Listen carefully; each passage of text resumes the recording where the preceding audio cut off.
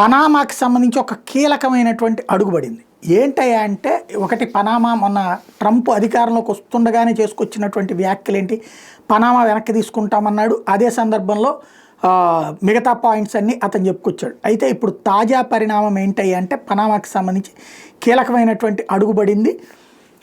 పనామాలో ఉన్నటువంటి పెట్టుబడులు, చైనా వాడి పెట్టుబడులు ఏవైతే ఉన్నాయో ఆ పెట్టుబడుల్ని 90% అమెరికాకి సంబంధించిన కంపెనీ కొనేసి, అంటే పనామా ప్రాంతం ఏదైతే కాలం ఉందో ఆ కాలం నుంచినే ప్రపంచంలో ఉన్నటువంటి మేజర్ వాణిజ్యం జరుగుతుంది, దాదాపు 20-30%.